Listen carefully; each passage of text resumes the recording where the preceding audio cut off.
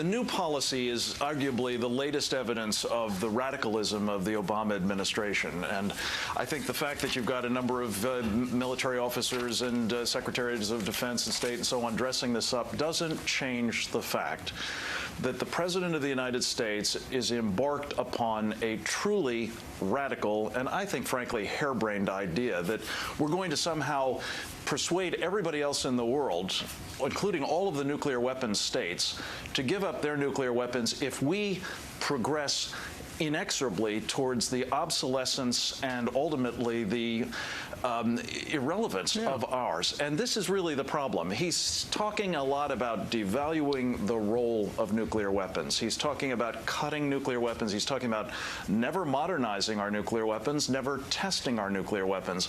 All of this is ultimately going to reduce the deterrent that we have to something that we're just going to have to pray people still think might work and therefore will still be deterred by.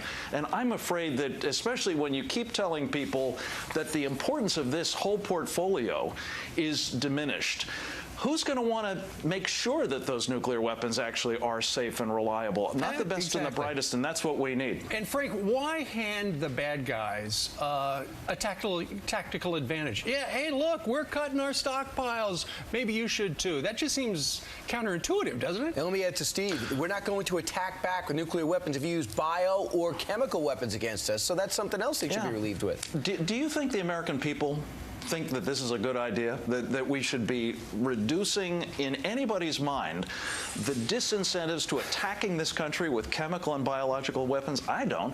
And in a way, this whole thing is kind of an IQ test for the public. I think that they're going to say, you know, when the Iranians are in the process of getting nuclear weapons, the North Koreans have them, the Chinese and Russians are both building theirs up, and this president is just fixated on the idea that we're going to get rid of ours. Right.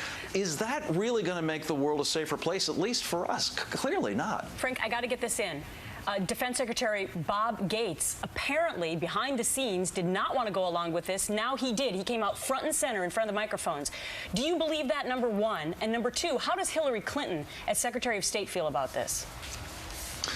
Well, you know, there's the New York Times reported the other day that Secretary Gates and his team were subjected to the bureaucratic equivalent of 150 waterboardings.